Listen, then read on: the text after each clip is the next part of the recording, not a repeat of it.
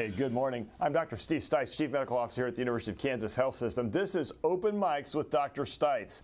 Today's topic is a little gross, but fascinating, and in some situations, it is life-saving. We're talking about fecal transplants, also known as stool transplants. Taking stool from a healthy person and giving it to a sick person. We'll hear from someone who needed one of these transplants and learn how the process is actually a little less gross today than it used to be, because you don't have to use your own blenders. We'll talk about that in just a moment. But first, let's do morning rounds. The health system is joining an important discussion later today about violence against healthcare workers. Now, this is an ongoing problem, and unfortunately, I think it's an escalating problem across the country. Joining us now is Chad Austin, the president and CEO of the Kansas Hospital Association. The KHA is hosting the panel discussion today. Chad, talk to us a little bit about this problem. First of all, why do you feel like you have to host a discussion around it? Well, first and foremost, Dr. Stites, it's great seeing you today. But what we wanted to do was to spotlight this issue because it's unfortunately happening far too often in our hospitals, which is violence against healthcare workers. And so, as you mentioned, today's panel discussion, which will involve local hospitals, law enforcement, and the business community, is a great opportunity to highlight the need for the state, as well as the federal government, to take action on this, as well as to educate our community to let them know that this is happening not only across Kansas, but here in our backyard as well. So this violence against health workers, Chad, what kind of violence are we talking about? I mean, I know in my hospital, or in our hospital, we've seen nurses and others be attacked by patients. What are you seeing? Right. It could range from physical violence. It could be verbal violence. What we've seen is that over the last 10 years, the violent attacks against medical professionals has increased drastically. And so within our industry, healthcare providers are 5 times more likely to experience workplace violence than other workers in other industries, according to the U.S. Bureau of Labor Statistics. And so what we're wanting to do is to put some additional safeguards in place. Many of our hospitals have already taken steps to implement more security, have more law enforcement agency available, as well as doing de-escalation training. And this is just another step in terms of trying to combat workplace violence for our healthcare workers. Yeah, that is really important, I think, because we are seeing it, as well as I mentioned, one of our patients actually threatened not too long ago to say, well, I may shoot somebody. And you're like, no, you can't say that. If you're going to say that, you can't be here. So it is really true. What's it going to take for these changes to take effect in the legislature with the laws? So we're working with the legislature right now. They're on their April break, and so they'll return next week on April 26th. And one of the bills that's out there that still remains is legislation that will do 2 parts, one of which would increase the penalty against an individual that assaults a healthcare worker.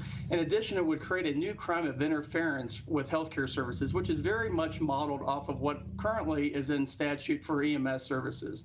So it allows us to pursue a crime against an individual when they're taking away the opportunity for a healthcare professional to do their job within the hospital setting. Wow, this is really important, Chad. Now, there's going to be a panel discussion today. It's going to be streamed live on the Health System and Facebook and YouTube page beginning at 3:30 p.m. Chad, thank you so much for your work in this area. I can't tell you how much those of us here in the health professions and in the medical fields, appreciate that. It concerns me when it becomes okay to attack a healthcare worker. So thank you very much for what you're doing. Thank you. Okay, now why would someone ever need a stool transplant? Well, let's talk a little bit about that. It doesn't sound like the topic of conversation at most dinner tables, but it's really important because you see there's bacteria inside the stool, and that bacteria is more helpful than you might think. Inside your gut, there is a complex system of millions and millions of different kind of bacteria, which we call microbes. And it's really important because those microbes, those bacteria, they help us with digestion, absorbing our food, how do we form our stool, and how we stay healthy. Because in a healthy person, that microbiome, that collection of different kinds of bacteria, it is very well balanced, and it happens to you right after you're born. But antibiotic medicine can upset that balance, and when that happens, there's this one kind of bacteria called Clostridium difficile, or C. diff, and it can take over. And the challenge is that when C. diff takes over, it can make you feel really, really sick, you can have chronic fevers, weight loss, lots of cramping and watery diarrhea. You can have 10 or 20 stools a day. C. diff can make you feel really awful, and sometimes it can take your life. Certain antibiotics fight C. diff, but C. diff has this habit, and it's a bad habit because it rebounds and it keeps coming back again and again and again, and sometimes it can become resistant to the different kinds of antibiotics. When we get into that type of spiral, we have to take some more drastic measures. We're going to talk about some of those today. Hey, that is some pretty good animation. I don't know who the narrator was, but that is a pretty good animation, folks. I like that. Well, stool transplants have proven to be very good at fighting C. diff, and joining us now is someone who received a stool transplant, and in fact, the first stool transplant here at KU. Her name is Joyce Funk, and full disclosure, Joyce and I have been working together in the care of cystic fibrosis patients at lung transplant for about 20 years. We know each other pretty well. It's been a long-term kind of thing. We also have Dr. Molly Jackson, one of our outstanding gastroenterologists, it's a big word, GI docs, who performs stool transplants. I want to say thanks to you both for being here. Joyce, Thank you. you had C. diff. You were the first stool transplant patient here at KU. Tell us about some of the symptoms you had, and first of all, when was this? So I originally was diagnosed with C. diff back in August of 2010. The first stool transplant I had was actually in January of 2011. So tell us about some of the symptoms you had, and how did you figure out that you had C. diff? Well, anyone who's had C. diff will tell you the symptoms are not subtle. I had some vague GI complaints, had a colonoscopy done, which had turned out fairly normal. Hopped on a plane, went out of town on vacation with my family. About 2 days later, woke up, fevers, terrible chills, abdominal cramping, and then profuse watery diarrhea. It was very clear within about 24 hours that I needed to get on a plane and come home. Subsequently ended up in the hospitalization for the first of what ended up being 4 hospitalizations during that time period. You were really sick, and it's just another reason. Do you really want a vacation in Las Vegas? I'm just saying. I don't know, it was Vegas. Was it, what was it? No. So as we discussed in your situation, like you say, you were hospitalized 4 times. And one time we had gone to a meeting and come back, and you were hospitalized for 2 weeks just to get IV fluids, to get TPN. I mean, you had to go through a lot. Lots of different therapies were tried, and they didn't work. Tell us what that was like. That was probably the scariest thing for me.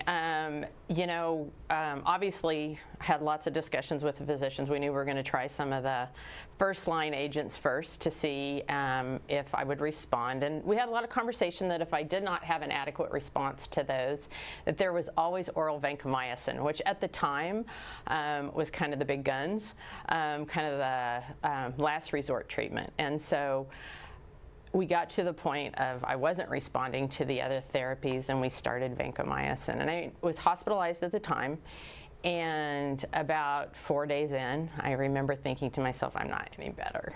And how long is this going to take before I'm going to start getting better? And in conversations with the physicians, it became very clear that the expectation was that I was getting better.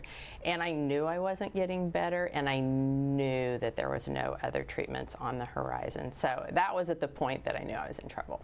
Now, I remember we made phone calls all around the country about trying to figure out what to do.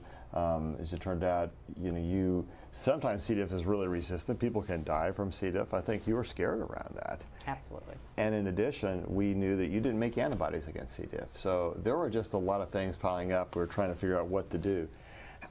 I think you're actually one that brought stool transplantation to our attention. How'd you hear about that? Well, funny story. During my first hospitalization here, my mother and father-in-law were actually visiting, and my father-in-law raises cattle, and he said, Joyce, if you were a calf and you had this problem, we'd do a stool transplant and you'd get better. Obviously, at that point, we had a good laugh. I was thanking God I was not a calf, and time went on. About 2 months after that, one of the microbiologists in our microbiology lab at the time, we worked with a lot in our cystic fibrosis population, stopped me, textbooks in hand, and said, I really need to talk to you. And she had been involved in running a lot of the, not just C. diff cultures, but stool cultures that I had been progressively having over time. And she said, Joyce, you are not growing any of the normal gut bacteria anymore, and I'm really worried you're not going to get better.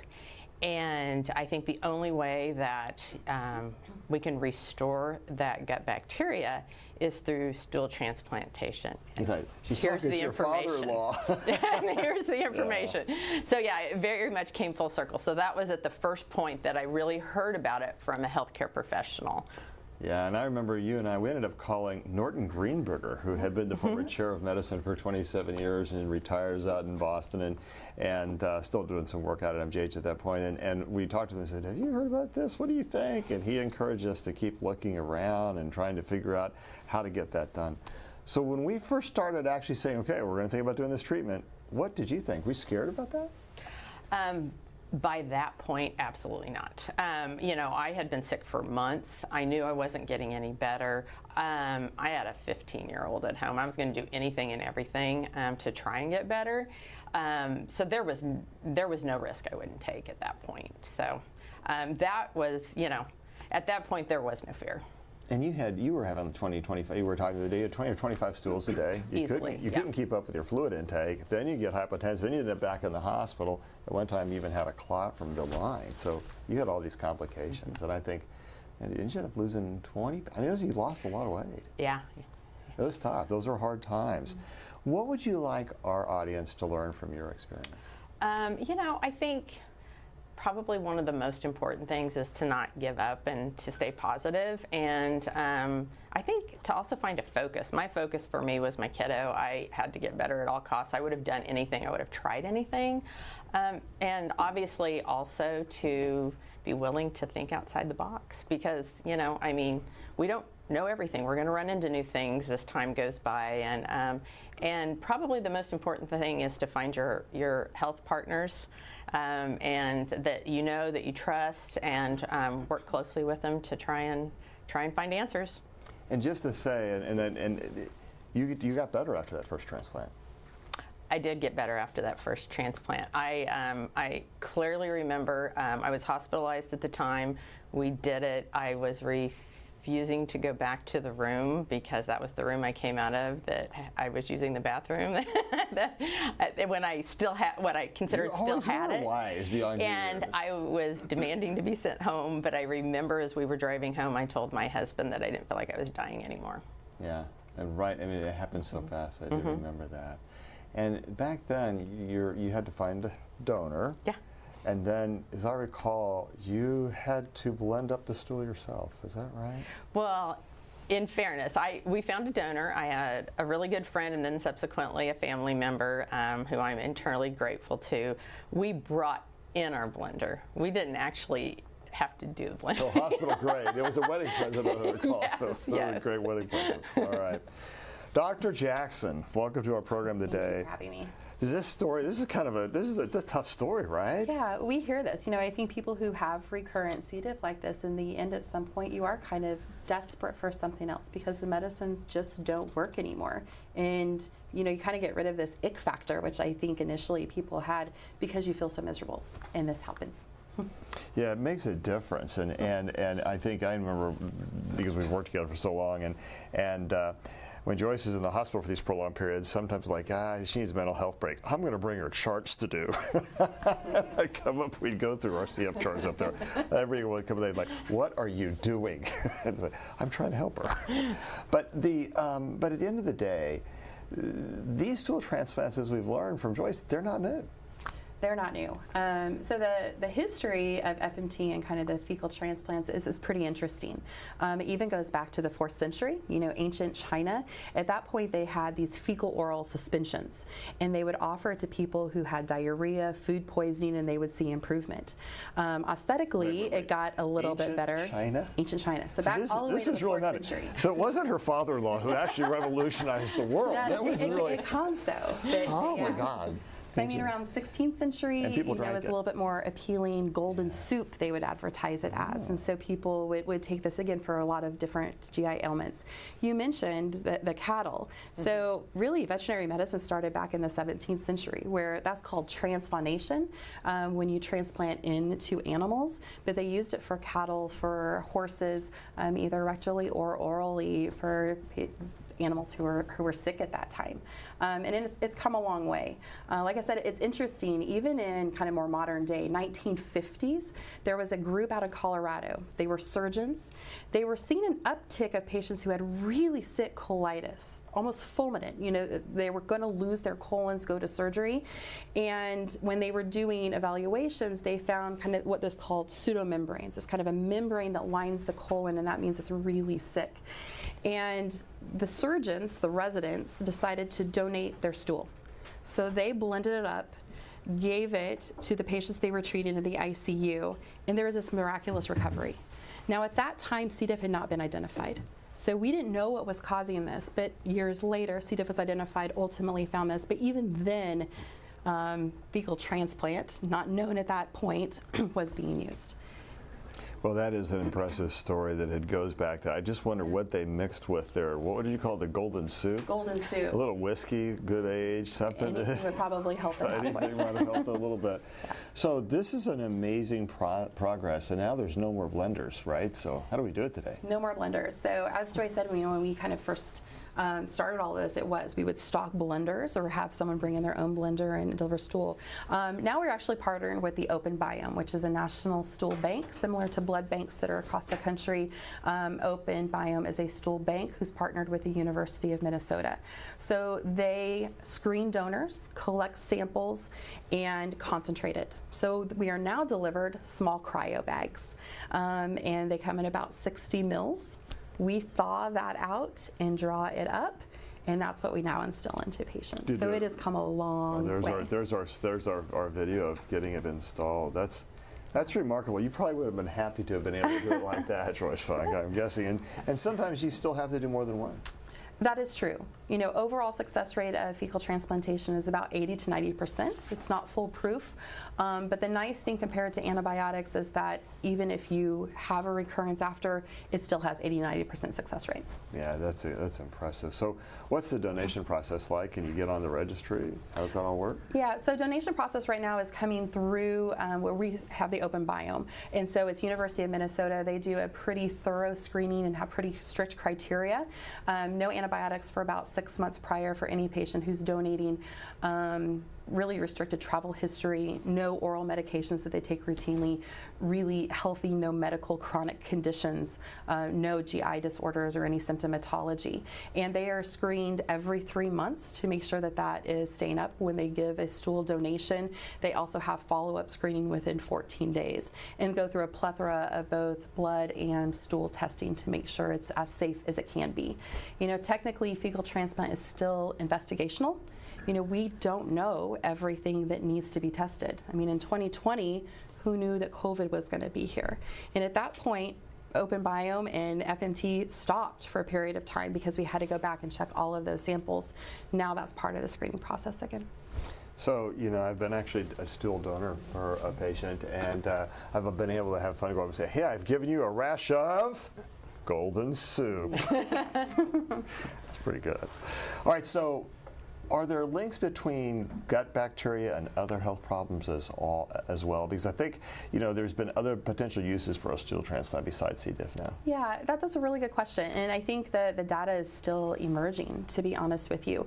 I think we certainly think that the gut health has a lot to do with numerous GI entities, whether that may be rheumatologic, neurologic, obesity, we don't know. But there are a lot of clinical trials that are going around throughout our country, particularly with obesity, inflammatory bowel disease such as Crohn's disease, ulcerative colitis, irritable bowel syndrome, some new emerging data for the immune-mediated colitis. So, you know, cancer drugs have really grown recently, and we have a lot more focused therapy. But with those therapies, unfortunately, come some side effects.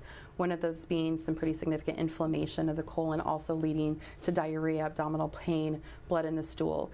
And this has shown that it could be beneficial. So there's a lot of emerging data, and I think a lot of hope for FMT beyond the C. diff realm. Well, we know it has clearly worked. And how close to normal do you feel now?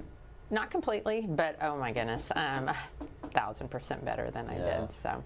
And some people do have more of a permanent side effect from this really severe C. diff. They do. You know, it just destroys your gut flora, and to be able to really recoup that, it sometimes can become impossible without some type of transplant to reinstill that. So there's about 20% of people who will still have long-term irritable bowel symptoms, which can be a change in bowel pattern, some abdominal cramping, maybe some bloating, and that can be lifelong. Yeah, that's tough because and now we know so much more, so I assume we get to this a lot faster than we once did. We do, thankfully we do. Yeah, we don't have to harvest it, look for your wedding blender, try and make sure you've been hospitalized 4 times and then do it. So is that what we're saying? Yes. Excellent, that's we can offer better. you this much sooner. Thank goodness. All right. Well, if you have questions about stool transplants, please send them into YouTube, Facebook, or Twitter. Also email the Medical News Network. The info is there on your screen. Jessica Lovell is standing by to share that with us.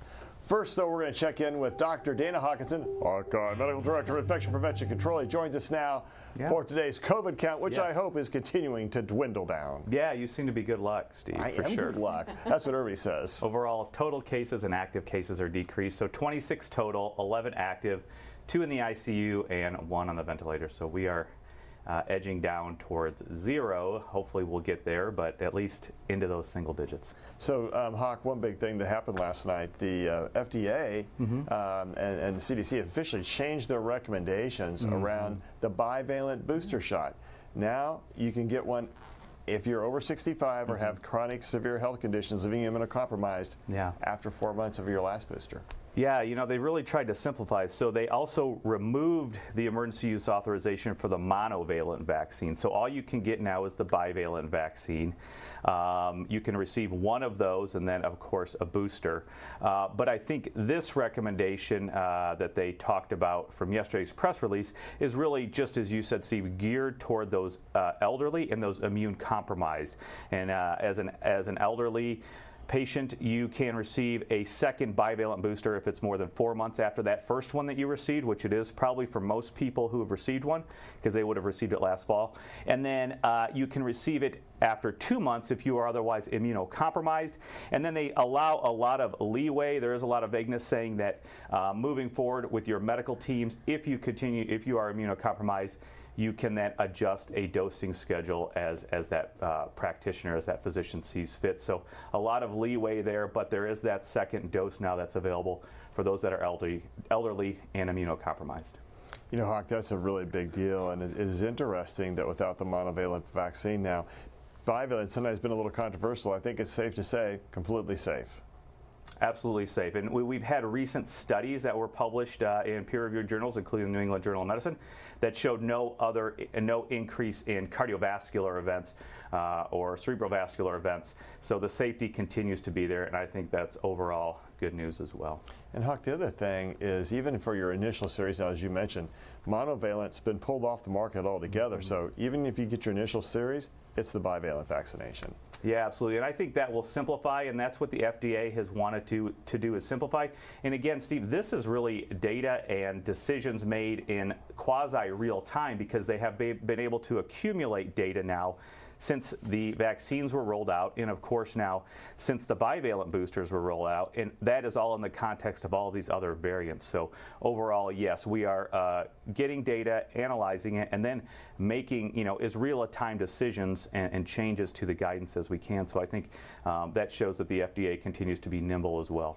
I thought the other interesting thing they pointed out in the article is that there is still this sort of super boost that you get right after your vaccination. You're still protected against a severe injury or death, but you may even be protected against infection for the first few months after the bivalent vaccination. So for people who are especially immunocompromised, that can be a real win. Yeah, absolutely, and that is a good thing. We have seen that minimal effect of stopping and protecting against infection. Initially, we saw that it was a great effect. That effect has diminished, but there still is that effect, just as you said, in those first few weeks after or a couple months after recent vaccination to even help and give some protection against infection. So overall, that's good. But really, this disease is really narrowing down and becoming mostly a disease of the comorbid patients. So those with risk factors such as age or other comorbid conditions, but also immune compromise. So we are really able, hopefully, to narrow and personalize recommendations and treatments for this disease to those most at risk. Yeah, in case anybody was wondering out there, I am not yet eligible for that 4-month shot period, so live long and prosper. All right, Jess, let's see if we got questions out there today. What do we got? Hey, good morning. The first one is from Jeremy, and it's for Joyce. Joyce, how did you keep your spirits up, managing the mental side of all of this at its worst and knowing that things weren't getting better? So I think the question is whether or not, Joyce, hey, how did your earpiece fill out? But I can relay the question. Don't worry about it. How did you manage the mental aspect of this, especially when you weren't sure you were going to be able to get better? That was hard. I can honestly say that. At times I probably didn't handle it super well. I certainly reached out to my healthcare team and had lots of conversations with them, and even saw some professionals in regards to it, because it was really hard to get my hands around. I think it was hard to get my message out there that I wasn't really improving, and so that was a struggle for me, trying to get that message heard, and then just also the struggle of I might not get better. So yeah, this is over a decade ago, and I just remember at the time that people had said, "Oh yeah, she's going to get better, she's going to get better," and then along the way, I says, "Well, how come she's not getting better?" So, yeah. Jess.